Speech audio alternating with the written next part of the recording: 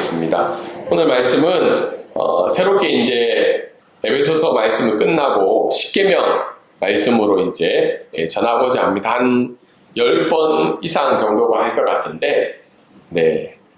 오늘부터 이제 십계명 강의를 하는데, 저도 이제 준비를 하면서 몰랐던 부분들도 참 많았고, 또 십계명이 우리 삶 가운데 또 우리가 하나님을 어떻게 알아가고 또 하나님 말씀을 어떻게 실천해야 되는지 참 귀한 말씀이라는 생각을 하게 되었습니다. 오늘 첫 번째 십계명 강의 시간으로요, 십계명이 무엇인지, 또 십계명을 왜 우리에게 하나님이 주셨는지 전반적인 내용을 오늘 말씀을 통해서 전하고자 합니다. 오늘 흔들릴 수 없는 진리라는 제목으로 오늘 말씀을 전하고자 합니다.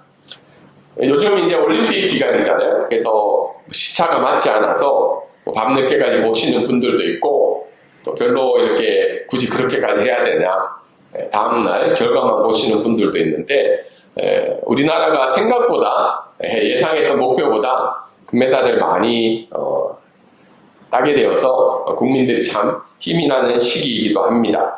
그런 뉴스, 올림픽 관련 뉴스를 보다가 오늘도 뉴스에 나왔고, 지난주에 이제 이슈가 됐던 사건들이 몇 개가 있습니다. 그 중에 하나가 바로 이 파리올림픽 여자 복싱 경기입니다. 그 중에 여자 복싱 체급 중에 한 체급에서 일어난 일인데요. 바로 한 명의 복서가 46초 만에 경기를 이제 포기한 사건이 있었죠. 그래서 오늘 경기를 포기한 사람 말고 경기를 이어간 사람이 오늘 4강에 진출했다는 소식을 듣게 되었죠. 왜 이게 이슈가 되었냐면, 이 두 명의 복서가 있었는데, 이 여성 경기인데 한 명은 XY 염색체를 가지고 있었던 사람이죠. 다르게 얘기해서 남성이라는 뜻이죠. 남성의 호르몬을 가진 사람이 어떻게 해요? 여성의 이 DNA를 가진 사람하고 경기를 하게 되었다가 46초 만에 여성이 XX 염색체를 가진 사람이 어떻게 돼요? 경기를 포기하게 된 사건이었죠. 이게 굉장히 이슈가 되었는데, 그 중에 이제 두 가지 이슈인데, 하나는 이게 과연 출전 가능하냐. 쉽게 얘기해서 XY 염색체를 가진 사람이 XX 염색체를 가진 사람들만 가진 이 경기에 임할 수 있냐. 이것이 문제였죠. 그런데 XY 염색체를 가진 사람은 이야기하는 것이 내가 여성 호르몬을 주사를 맞고 있었고, 또 여성으로서의 성정체성을 가지고 있다고 이야기를 하고 있죠. 그래서 이슈가 되었고, 두 번째는 왜 XY 염색체, XX 염색체로 표기하는가? 그냥 여성, 남성으로 표기하면 되는데 왜 꼭 이렇게 염색체를 구분해서 남자, 여자로 표현하지 않는가에 대한 이슈가 있었습니다. 그래서 우리가 이런 사건들을 볼 때 우리의 기준은 과연 무엇인가? 우리가 이런 사건을 볼 때 어떤 기준을 가져야 되는가를 생각해 볼 수 있습니다. 왜냐하면 지금 이 시대는 앞에서 이야기했던 그런 여러 가지 논란의 문제뿐만 아니라 많은 부분에서 기독교가 가진 진리에 대해서 도전을 받는 시대이기 때문입니다. 밑에 그림도 하나 나와 있죠. 이게 성만찬인데 올림픽 개막 때 파리 이 개최국에서 이 퍼포먼스를 했죠. 이 12명의 제자들과 성만찬, 마지막 만찬하는 이 장면을 굉장히 패러디해서 기독교를 굉장히 조롱한 사건이었다고 많은 사람들이 이야기를 하고 있죠. 그래서 이 시대는 기독교가 가지고 있는 특별히 창조론, 하나님이 이 세상을 만들었다는 것에 대해서 진화론을 가지고 도전을 하고 있죠. 그리고 성경의 무호성도 있죠. 성경의 무호성이 뭐냐면, 성경은 하나님의 진리의 말씀이고 하나님의 말씀으로서 충분하고 완전하고 무호하다는 그런 부분에 있어서 도전을 하고 있죠. 성경은 인간의 책이야. 그리고 또 어떻게 이야기하고 있나요? 예수 그리스도의 죽음과 부활에 대해서 굉장히 부정을 하죠. 예수님은 하나의 인간에 불구하고 부활하지 않았다는 것을 이야기를 하고 있습니다. 그리고 성정체성이라는 말이 있죠. 성정체성. 앞에서도 얘기했던 그런 부분에 있어서 굉장히 이슈가 많이 되고 있죠. 어쩌면 이것은 이슈가 아니라 사회에서는 그것이 하나의 상식이기 때문에 너희들은 받아들이라고 우리에게 이야기를 하고 있습니다. 그리고 가정의 윤리는 어떤가요? 요즘은 이 가정이라는 정의 자체도 성경에서 이야기하는 한 남자와 한 여자가 가정을 이룬다는 것에 대해서도 굉장히 도전을 하고 있죠. 그래서 두 사람이 이룬 것을 가정이라고 이야기합니다. 그리고 마지막에는 어떤가요? 유일신 사상에 대해서도 도전을 하고 있죠. 너희들만 믿고 있는 하나님이만 하나님이냐? 아니다. 세상에는 다양한 신들이 있기 때문에 너희가 가지고 있는 독단적인 신앙을 버려라고 우리에게 도전을 하고 있습니다. 이런 상황 가운데 과연 우리는 무엇을 붙들고 살아가야 될까? 그것이 우리가 가지고 있는 신앙의 고민이 아닐까 생각해 봅니다. 오늘 읽은 말씀은 십계명입니다. 사실 이 십계명은 누구에게 준 말씀이죠? 광야에 있던 이스라엘 백성들에게 준 하나님의 말씀이죠.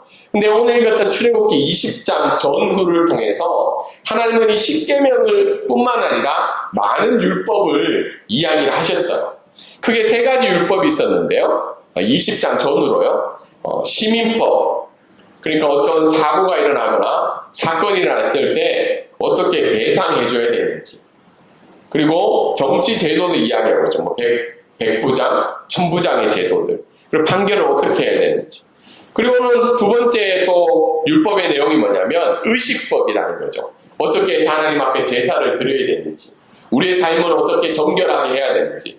그래서 아직도 이스라엘 사람들은 또는 이슬람 사람들은 돼지고기를 먹고 있지 않죠.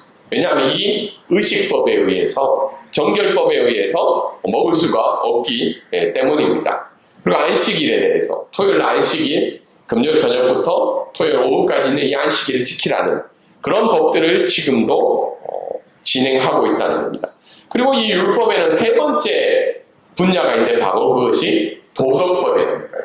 그래서 구약에서 이야기하고 있는 이 율법은 세 가지 정도로 우리가 구분할 수 있습니다. 그런데 그 율법은 어때요? 오늘날 삶에 적용할 때는 도덕법만 유지를 할 수 있어요. 왜냐하면 예수 그리스도가 그 모든 율법을 이루시고 그 율법을 완성하신 분이기 때문이죠.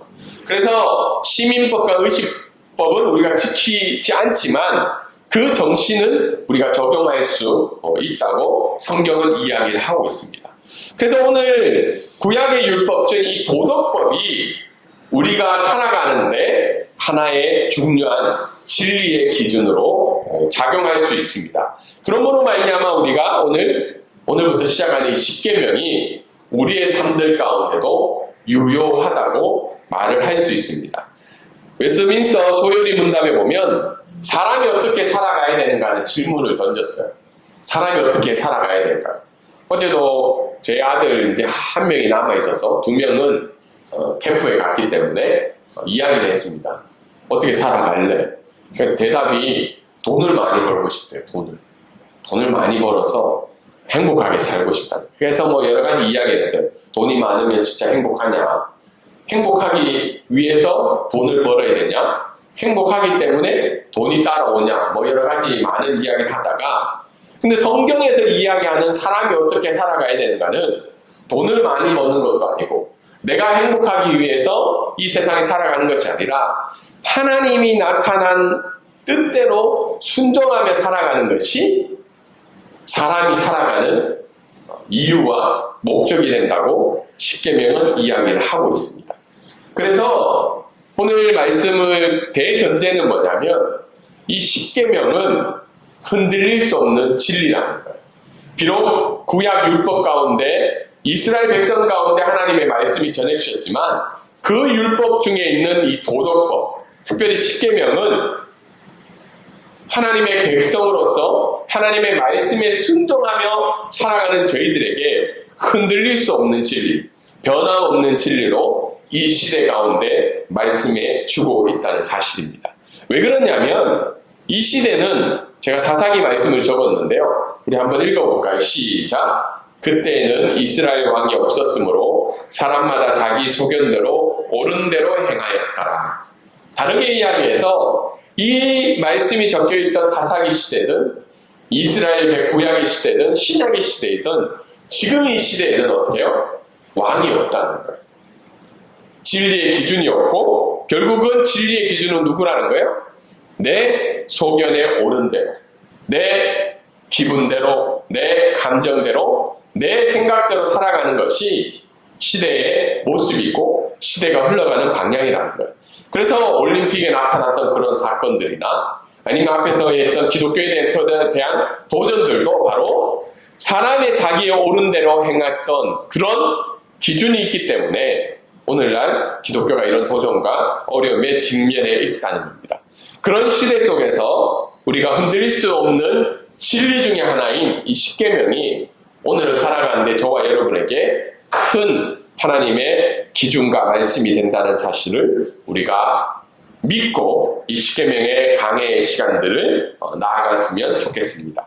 첫 번째 오늘 말씀을 통해서 우리가 알 수 있는 것은 첫 번째 말씀 한번 읽어볼까요? 시작! 하나님은 십계명을 주신 분입니다.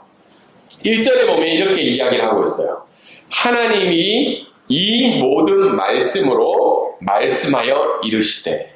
다르게 이야기해서 출애굽기 20장 이전에도 하나님이 이스라엘 백성 가운데 계속해서 이야기하신 부분도 있고 20장 이후에도 어떻게 해요? 계속해서 이스라엘 백성에게 말씀으로 말씀하여 주고 있다는 겁니다.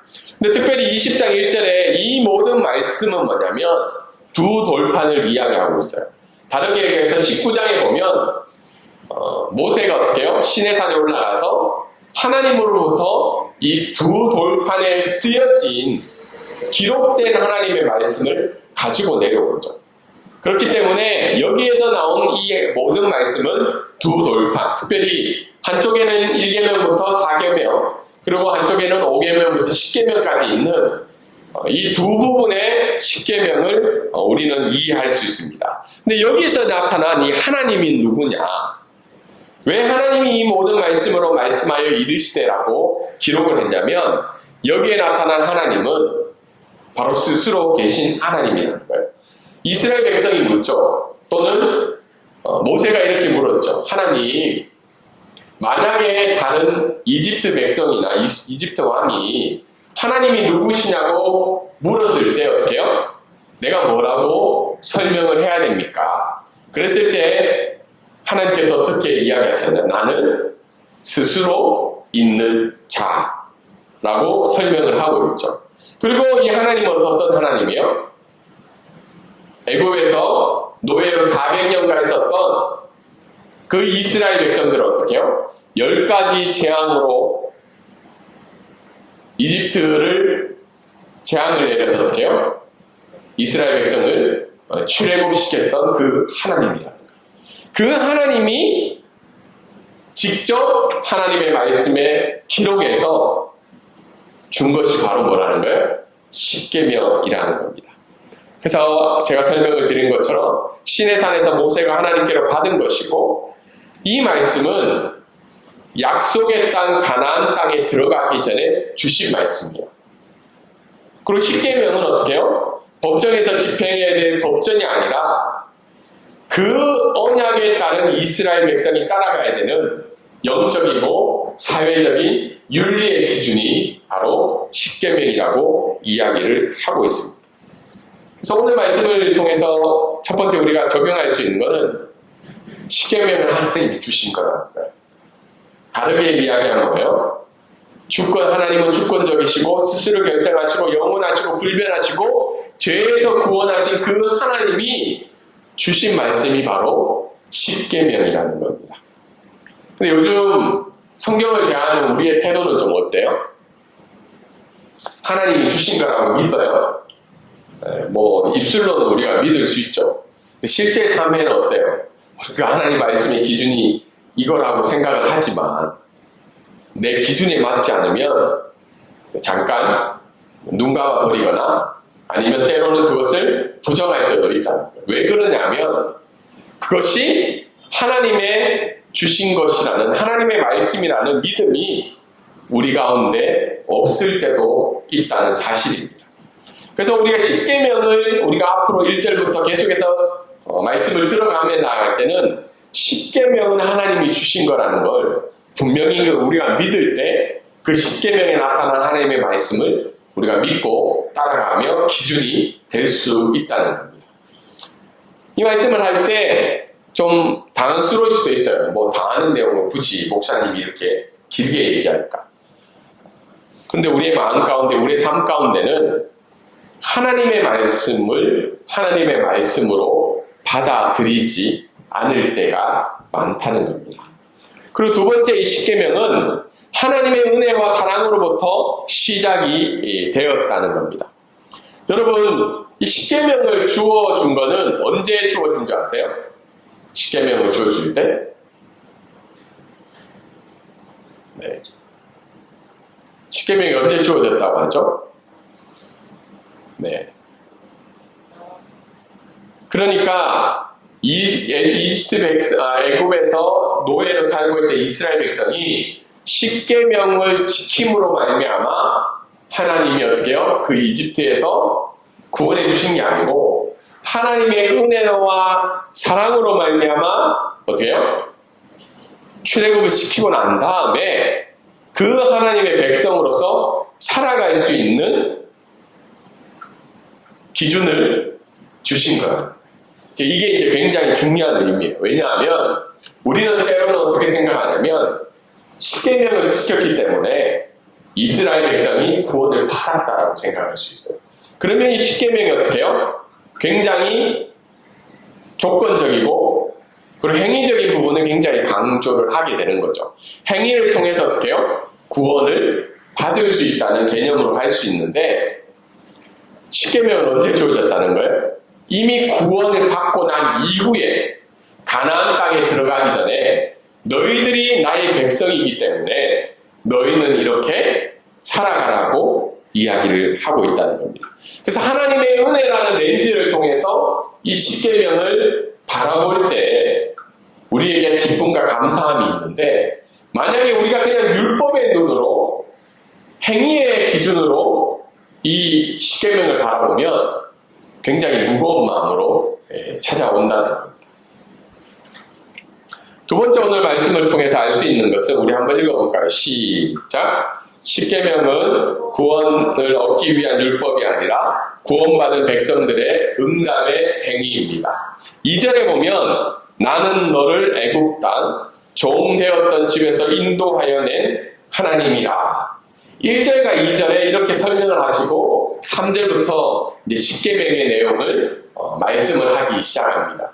그러니까 1절과 2절은 십계명의 좀 서문과 같은 역할이죠. 2절에 보면 나라는 표현이 있어요. 나는 누구죠? 하나님을 이야기하고 있죠. 종에서 구원하신 여호와. 여호와라는 말은 한국말로 번역한 말이기도 한데 한국어 표현으로요. 실제적으로는 야훼라는 말이 정확한 표현이라고요. 야훼. 근데 여호와라는 말은 어떤 이름 말이냐면 유일하신 이라는 뜻이에요. 유일하신. 야훼는 유일하신. 근데 그 하나님은 누구의 하나님이라는 거예요? 너의 하나님이다. 너의 하나님. 그리고 두 번째는 뭐예요? 너는 누구예요? 애굽의 종이 되었던 이스라엘 백성을 이야기하고 있죠. 그 종이 되었던 너의 하나님이 지금 이야기를 하고 있는 거죠. 애굽은 어떤 곳일까요? 노예 상태에 있던 곳을 의미하고 있죠.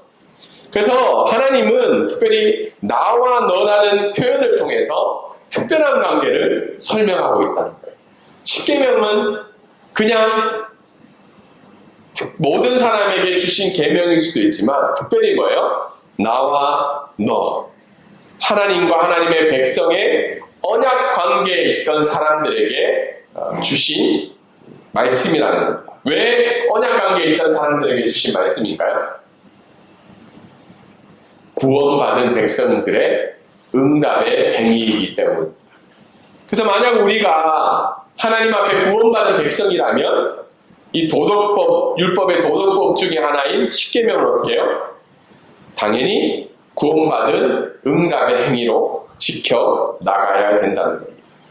근데 기독교 안에서도 이 부분에 대한 해석들이 좀 틀려요. 율법을 지킴으로 인해 구원을 받을 수 있냐? 복음으로 구원을 받을 수 있냐? 이 두 가지 문제가 있다는 겁니다. 지금도 유대인들은 어떻게 해요? 율법의 행위로 구원을 받을 수 있다고 합니다. 여러분, 율법은 몇 개 정도가 있다고 그랬나? 600개가 있다고 하죠. 600개가. 부정하지 말아야 될 율법이 300 몇 개, 해야 되는 것이 300 몇 개, 그래서 600개가 넘어요. 이걸 다 지키면 어떻게 해요? 구원을 받을 수 있는 거예요. 그래서 복음을 부정합니다. 예수 그리스도를 믿음으로 말미암아 받는 구원은 부정한다는 거예요. 근데 제3례파라고 있습니다. 종교개혁 이후에 하나의 기독교 분파인데, 이 사람들은 율법이 필요 없다고 해요. 하나님이 예수 그리스도가 율법을 다 이루셨고 우리가 율법의 멍에를 질 필요가 없기 때문에 율법이 필요가 없고 오직 복음으로만 구원을 받는다고 이야기를 하고 있습니다. 근데 개신교는 어떻게 해요? 둘 다 받아들인다. 근데 율법 중에는 무엇만 받아들인다고요? 의식법과 시민법은 받아들이지 않고 정신은 우리가 받아들인다는 거죠. 그 대신 그 율법 중에 도덕법을 우리가 지금도 유효하다고 믿고 살아가는 거죠. 그리고 복음으로 말미암아 어떻게 해요? 구원을 받을 수 있다는 겁니다. 그래서 그리스도인들은 두 가지의 극단적인 것을 버려요. 하나는 뭐예요? 율법주의라는 거예요. 오늘날에도 율법주의가 있을까요? 없을까요?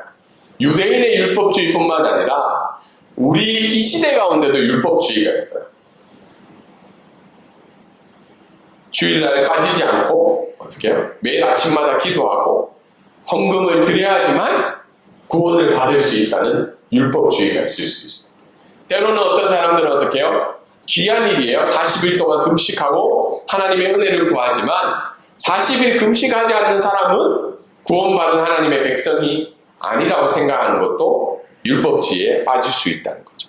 근데 또 반면에 뭐예요? 율법 폐기론이죠. 율법은 아무 쓸모가 없어. 복음으로 구원받고 난 다음에는 모든 것이 다 자유해. 라는 율법 폐기론자들이 있습니다. 사실 율법 폐기론에서 많은 이단들이 나타나고 있어요. 근데 개신교의 정통적인 개신교는 어떻게 해요? 율법의 기능을 믿죠. 율법의 기능은 뭐예요? 죄를 깨닫게 해주는 거죠. 우리가 십계명을 앞으로 계속해서 말씀을 들을 때마다 뭐를 깨달아요? 내 죄를 깨닫는 거예요. 하나님 말씀에 지켜지지 않는 내 죄를 깨닫게 돼요. 죄만 깨닫는 것에서 끝일까요? 아니죠. 내 스스로 그 율법을 지킬 수 없음을 하나님 앞에 고백하고 다시 한 번 더 그 하나님의 은혜와 사랑을 구하며 예수 그리스도를 바라보게 하는 것이 율법의 역할이라. 내가 할 수 없구나. 내가 하나님 앞에 이 말씀을 100% 지킬 수 없구나. 그렇기 때문에 나는 예수 그리스도가 우리에게 주신 그 구원의 은혜를 의지할 수밖에 없구나를 생각하게 된다는 거예요. 그 세 번째는 뭐예요? 그 율법으로 말미암아 삶의 규범으로 하나님의 계명을 더욱더 사랑하고 거룩하게 되는 삶을 살아가는 것이 바로 율법의 세 가지 기능이라.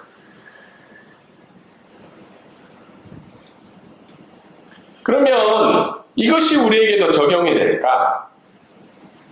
오늘 말씀에 보면 애굽에서 있던 너희라고 이야기했죠.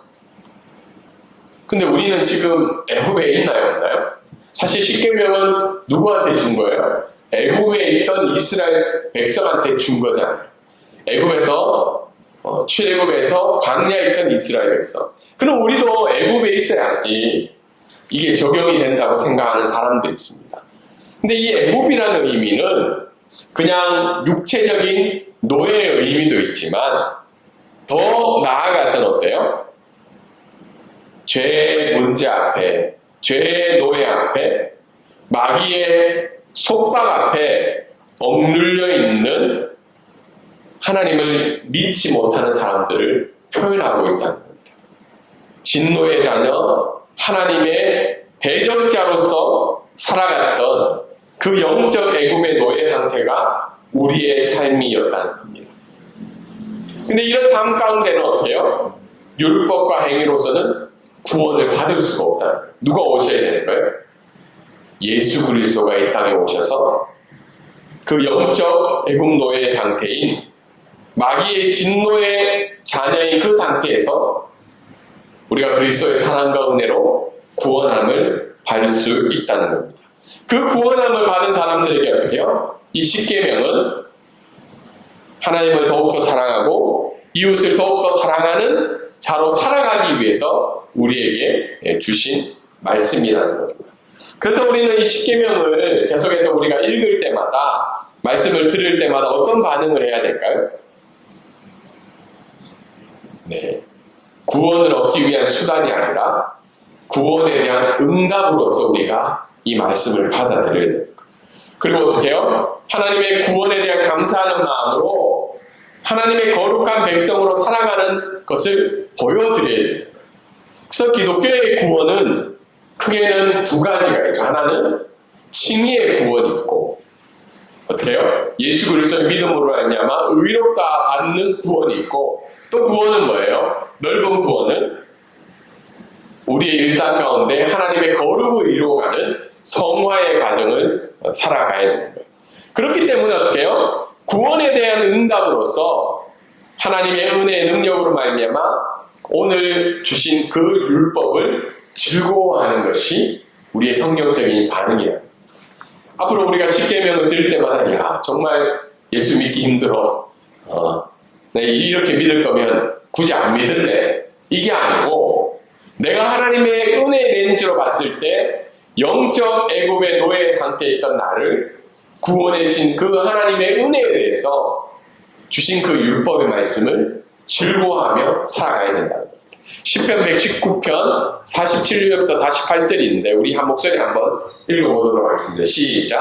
내가 사랑하는 주의 계명들을 스스로 즐거워하며 또 내가 사랑하는 주의 계명을 향하여 내 손을 들고 주의 의뢰들을 작은 소리로 읊조리리이다. 스스로 즐거워하며, 내 손을 든다는 말은 찬양한다는 말이거든요. 읊조린다는 말은 묵상하며 고백한다는 말이죠. 십계명을 들을 때마다 어떻게 해요? 그 십계명을 명대로 살아가는 것을 즐거워하며 기뻐하는 것이 어떻게 해요? 십계명에 대한 성경적인 반응이라는 겁니다. 그래서 오늘 말씀을 통해서 우리가 십계명의 좀 전반적인 내용들을 들었습니다. 다음 주부터 이제 한 계명씩 말씀을 들으며 나아갈 거예요. 그래서 오늘 적용을 해보면 어때요? 우리의 삶의 기준, 구속받은 하나님의 백성의 기준, 내지 아직 하나님을 모르는 이 세상 사람들의 삶의 기준은 하나님의 말씀이다. 그 하나님의 말씀임을 믿고 살아가는 자가 되도록 기도해야 합니다. 왜냐하면 우리 삶의 기준은 우리 개인의 기준이 아니라, 개인의 생각과 개인의 뜻의 기준이 아니라 하나님의 말씀의 기준이라는 겁니다. 두 번째는 어떻게 해요? 하나님의 말씀을 지키고 실천하는 삶에 어떠해야 된다는 거예요? 즐거워하며 기뻐해야 된다는 겁니다. 하나님의 말씀이 그냥 강압적인 율법으로만 느껴지는 것이 아니라 구속에 대한 감사의 반응으로 이 하나님 주신 십계명과 말씀들을 어떻게 해요? 즐거워하며 기뻐하는 저와 여러분이 되기를 주님의 이름으로 소망합니다. 아멘.